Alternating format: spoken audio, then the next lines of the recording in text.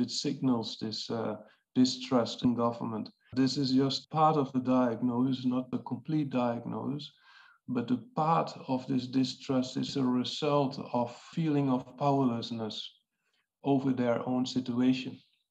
And so this brings me back to my central point of autonomy. So if people feel they are master of the changes in their environment, then this distrust against authorities would also diminish.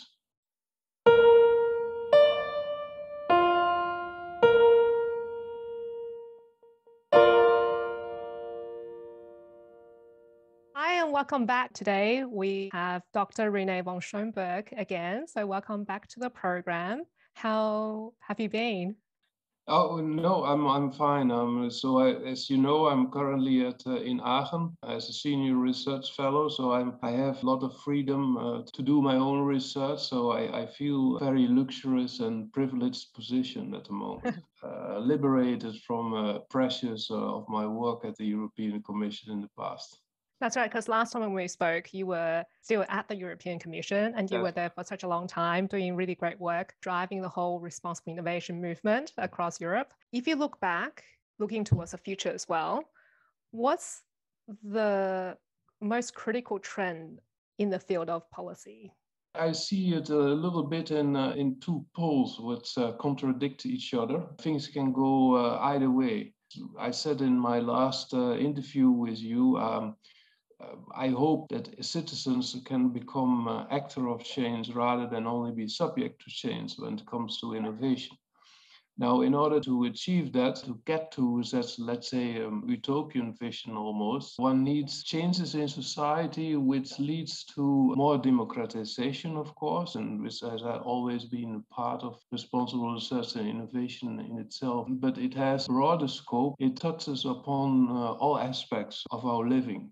For example, with the event of the internet 20 years ago, that people can become more easily an author or a writer. But you have the same development with other technologies. We can think in the future that our houses produce actually more energy than we need.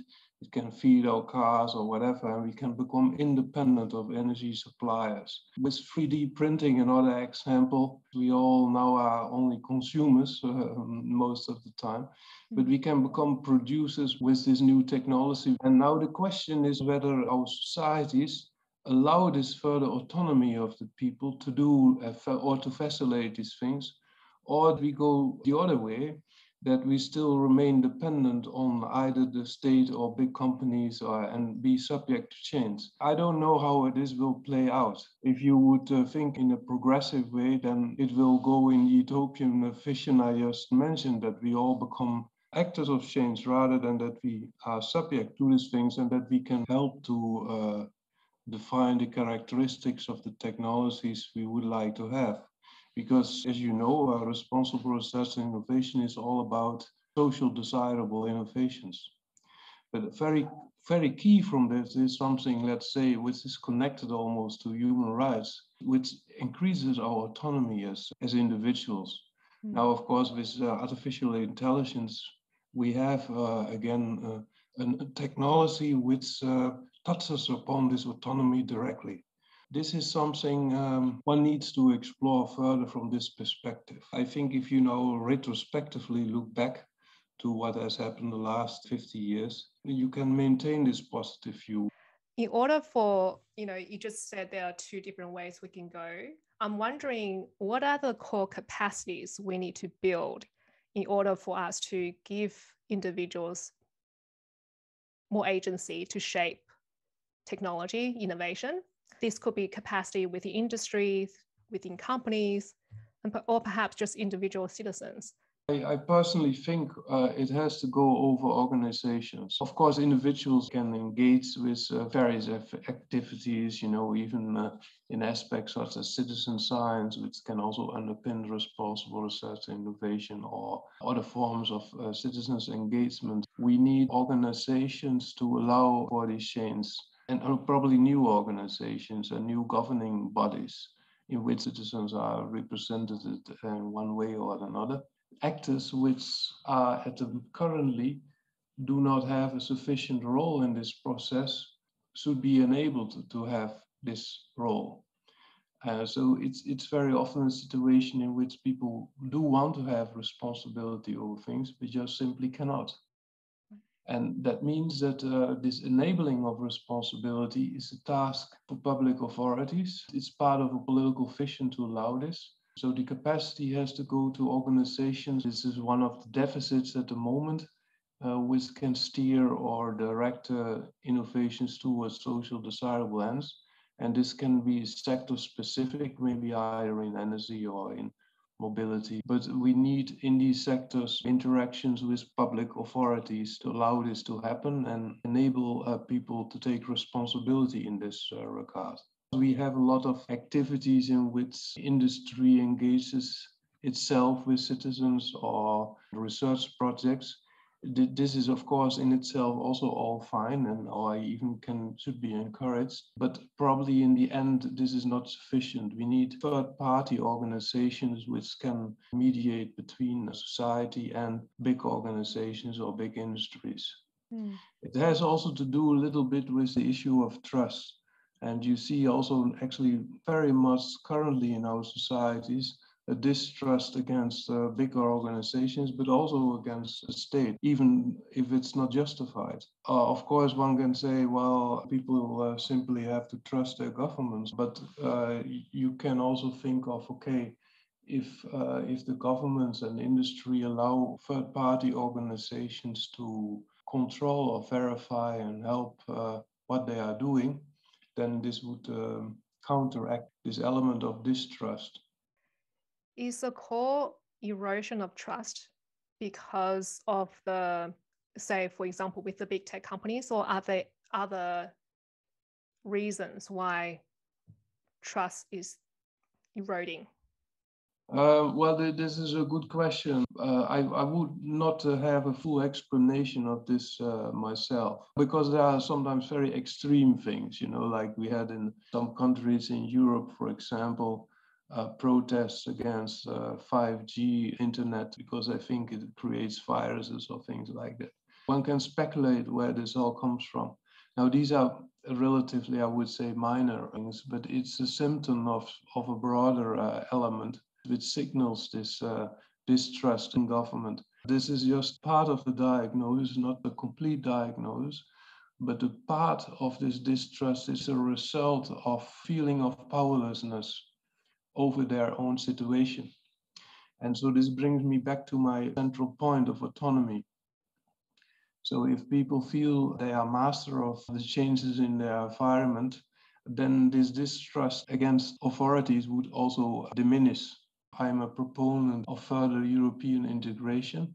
On the other hand, people thinking, okay, these supranational organizations are far from my home, and they don't feel that they would align with them anymore because they think it further increases their problem of powerlessness over their chains. I think it's something which we have to take very serious as public authorities. So this is also, I think, a reason why the European Commission also now in the field of research tries to involve citizens in their research agendas more directly. The question is, of course, whether this will be sufficient and how this will be done.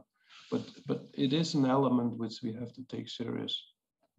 If, say, you have been given an unlimited amount of funding, what specific things would you invest in as a priority, and what would you not invest in? I would certainly invest in innovation missions which are oriented around our big societal challenges, our global challenges, be it on climate change or food security. The issue here is to make them relevant for region individuals and cities. And it is interesting to see, if you take climate change, for example, there's a lot of research going on that, but it always has to do with global models, and we argue about whether 2 degrees Celsius rise is too much or too little or something like that, but it's all related to global models. But we don't relate it to what does this change of 2 degrees means for my city, for example?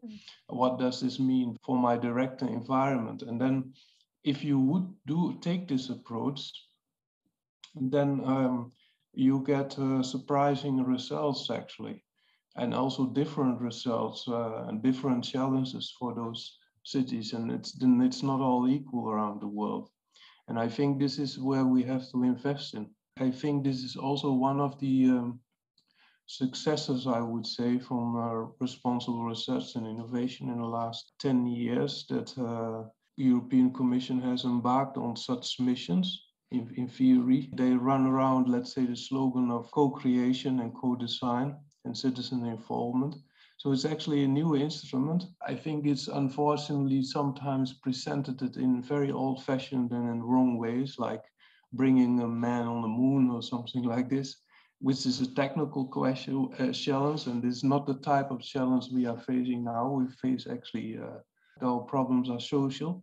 This is what is also new. They are not technological central, they are human central. Of course, we will need to exploit technologies, but it's not about using them solely with a perspective of economic benefits, for example. I think this is an important shift.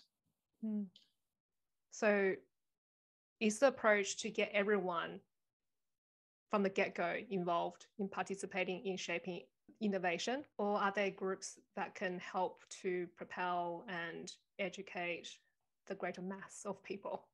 Well, you are right. I mean, education also plays a central role. In the last few years, some universities have taken the initiative to change their educational programs away from disciplines to challenge, what they call challenge-oriented learning. And so that, let's say, study electrotechnics or something, some type of technical study, that they really study these things in the context of some societal challenges, where they also need insights from other scientific disciplines. There are initiatives, at least at the university education levels, to change the way we actually motivate students to work in this challenge-oriented way.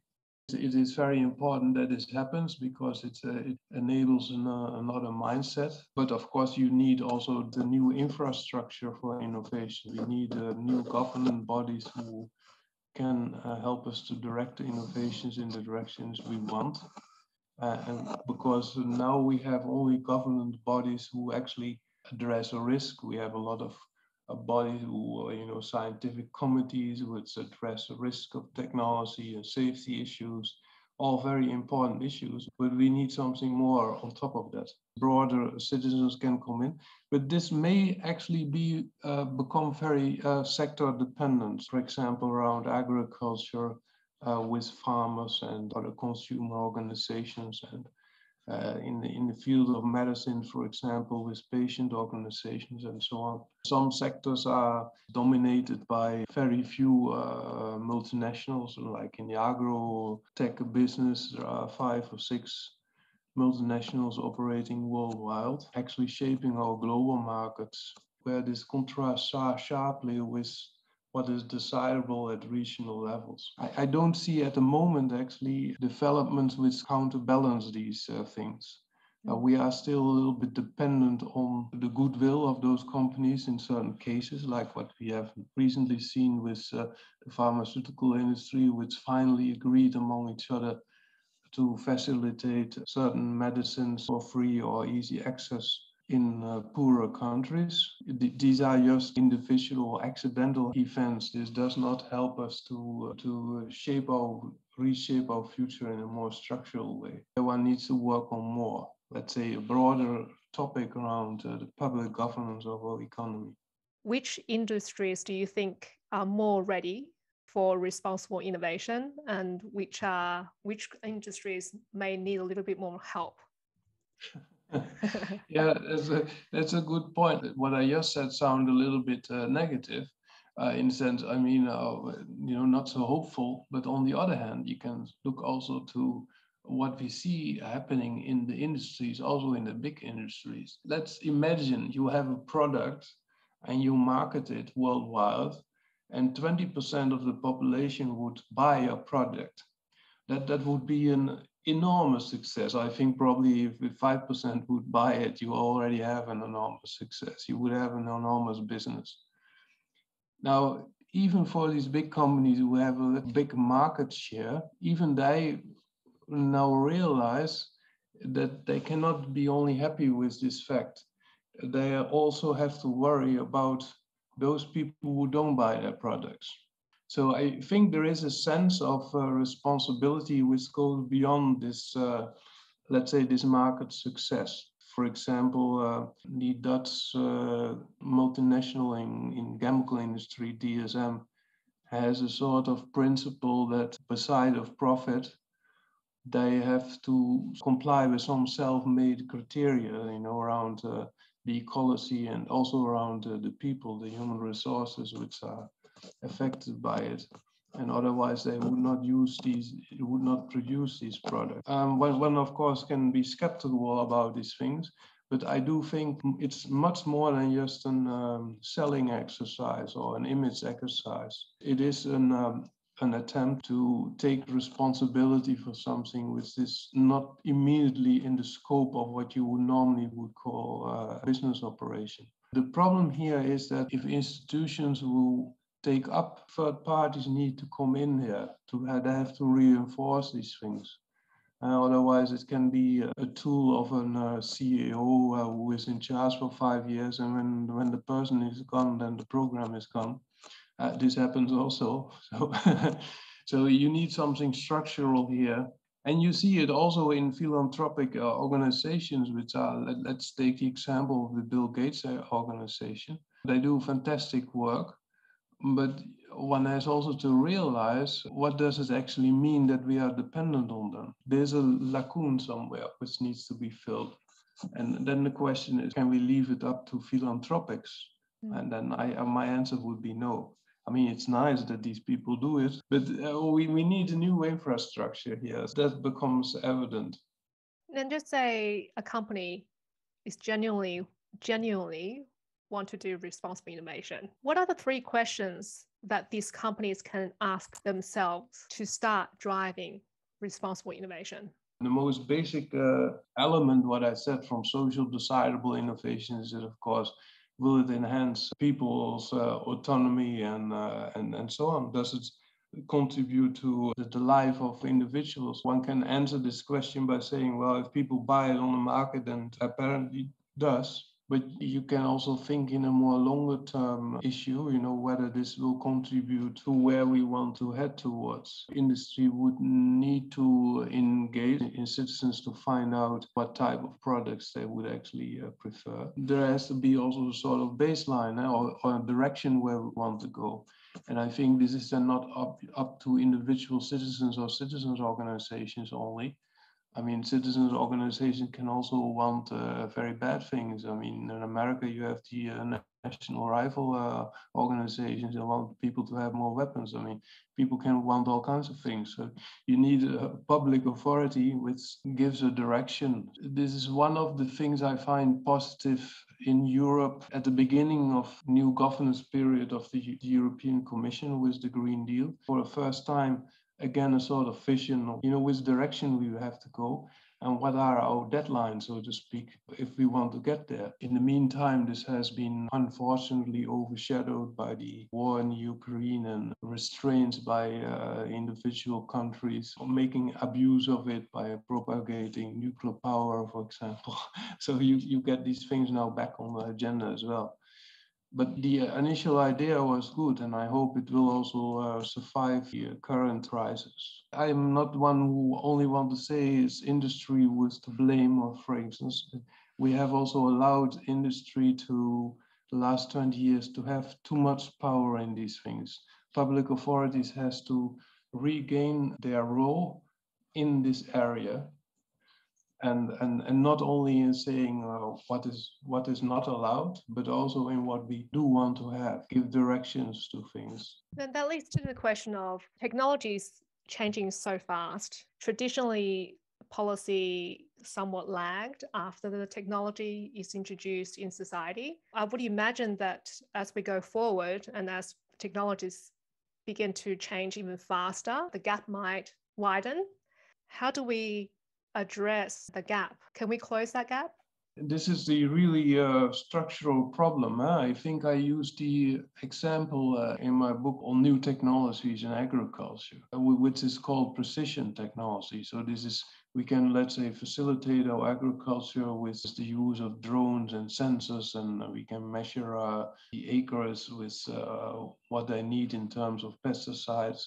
And we can organize this in a way that big companies actually will run farms in a remote way. I mean, the future could be that there are no farmers on the farmland anymore, that it's all done by automatic tractors, and everything is automated. The central point here is that these technologies can be made in such a way that they are centrally organized by big companies, or the same type of technologies are used by farmers who collaborate with each other, sort of cooperative farming, or who share these technologies.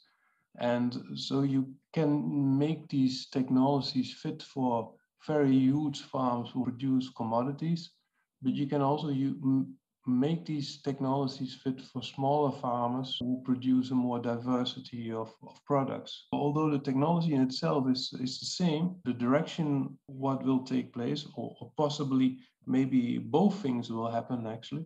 The shaping of these technologies are dependent on the input. So that means in this case, farmers has to become active.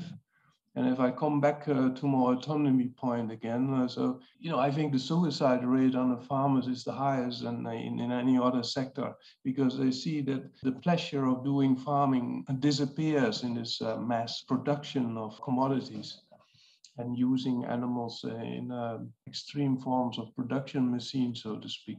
So this de-alienates farmers from their work, their pleasure in their work. But if they want to regain it, they have to become active and say, okay, I collaborate with my neighbors, and I don't see him not only as a competitor, but as somebody who works it in the same way like me. And this can also be a driver of change. It's a little bit boring to say that, but public authorities have to take a lead there and have to say, okay, let's support this direction or not. For example, in this case, it means whether data which are collected on farmers' land is only owned by big companies or are owned by the farmers. These are directions which public authorities needs to define, or in terms of new codes of practices, for example. So the shaping of these technologies are really dependent on power relations, but also on the initiatives of individuals in those sectors. If you see autonomy of individuals and as important, of course, it presupposes that these individuals become active and protest or try to push for their ways to for better solutions. So one has to see also again how this will play out. One has to become active at the right point of time, because once these technologies are there on a massive scale, then it's very difficult to undo. We have now, everybody has one or two cars or something, and in the beginning cars were fantastic. Now we see there is a problem with them, but we cannot get rid of it in this way. And this is also why we even don't change our way of mobility in a fundamental sense. We keep on the same track. And this is with all technologies the case. This example, what I just gave about precision technology, it's about right now the time to become active. This is, of course, for responsible innovation and a challenge. What do you think about capabilities of policymakers? Are there areas that you think require a boost in capabilities to help enable them to adapt with and stay ahead of technology? One can see policymakers who are always too late to respond to things, or they are only reactive. You can also think of policy that becoming more proactive. So this is why I'm a very proponent of foresight, which is also a cornerstone in supporting responsible innovation. And it's especially, again, the public authorities who have to facilitate this foresight. We do that to some extent. So, and foresight is very important in developing scenarios, what type of futures are possible and what type of futures do we want. Ideally, these foresight exercises are also participative in nature. You include citizens in these exercises or stakeholders. You use that also as a policy tool. This is one of the things we need to do more in policy. It's happening, of course. I don't know how it is in Australia, but I know that in quite a few governments, foresight is seen as an important tool. But you can also use this foresight again to broaden it with citizen participation. What type of futures do they want? And then it allows you also to earlier intervene into where it's essential. Because when certain technology are entrenched, it's very difficult to change. So I think there is a task to further institutionalize foresight in policy processes. It's actually interesting that we especially have it when there is some kind of crisis coming on. And since the last 10 years, we only had crises, so we have had a lot of we had a lot of foresight. I'm going to change gear a little bit. Okay. And this is a more of a personal journey question. What is a lesson that has taken you years to learn? So I was actually thinking about an issue which I dealt with, which I also wrote later on, that is on the precautionary principle. And actually something which brought me to the European Commission more than 20 years ago. I was a member of a negotiating team of the European Commission on the Biosafety Protocol, which is a protocol under the Biodiversity Convention of the United Nations. So this is around 1999, 2000, around 140 countries participated in the negotiation to have such a biosafety protocol which would address the issue on how to trade genetically modified organisms. In that context, the precautionary principle is of importance. We had it in the European Union formally since 1992. And the precautionary principle would actually lower the threshold for public authorities to act, so that they cannot say we don't have scientific certainty on this issue, so we don't do anything.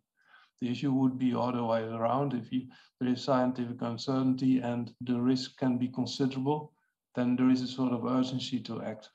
When we entered these negotiations, you had certain front lines. On one side you had the European Union, and on the other side you had the Anglo-Saxon countries, Canada, US, Australia, and then you had a group of countries led, among others, by India.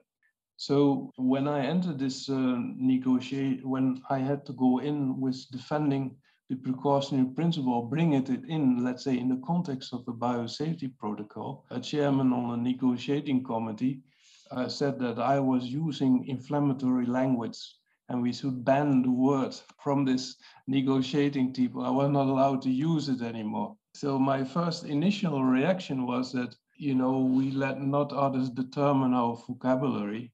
But then later I thought, maybe, and this is actually the lesson, maybe it's actually a good idea not to use this word, but in the negotiation to introduce all kinds of elements which are relevant for the precautionary principle and which would bring it in without naming actually it as a principle itself. So issues, for example, that risk assessments are never completed. You have to do them over and over again. There is no expiry date to it. You have to address scientific uncertainties. You have to monitor adverse effects, etc., etc. Now, in the end, all these elements which are relevant for the precautionary principle and trigger them off were actually negotiated into the biosafety protocol. And it was a very heated discussion, a lot of conflicts around countries. But in the end, when the protocol was concluded, it was amusing to say that at different sides of the oceans, there was a different assessment of what was negotiated. So in the European Union, they were very happy with the result. They say, yeah, the precautionary principle has been incorporated in the biosafety protocol. Whereas at the other side of the ocean, they said, no, this was not the case. Now, in fact, the word was not used, But you see, the interpretation frame was there, but it served the purpose. So the learning process there was actually to be successful in these negotiations. You sometimes need to change gear, and this is something which I, of course, learned and which you don't experience, let's say, as an academic. This is something which is typical of a learning experience as a negotiator.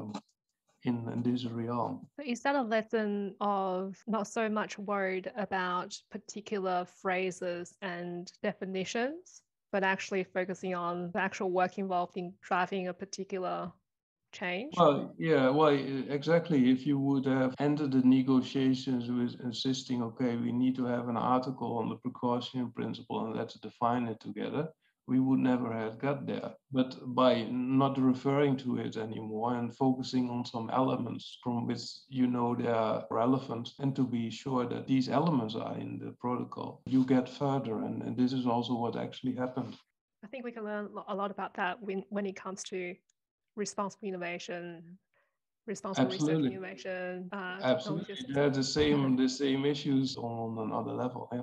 I'm going to ask you my closing question, which is your vision for the future. The question is, in Vision 2050, what would you hope it to look like, feel like, and sound like?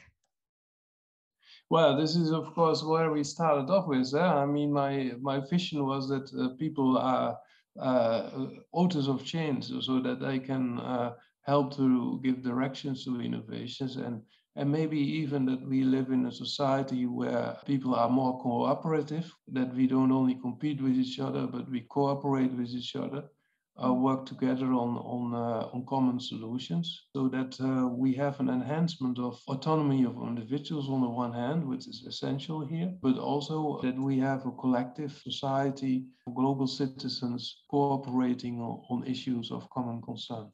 Thank you so much again. I'm going to link our previous interview with this interview. So those people who want to listen a bit more about your work and find out who you are, they can. So thank you so much, and I hope to see you soon. Thank you, Xiao. It was a pleasure.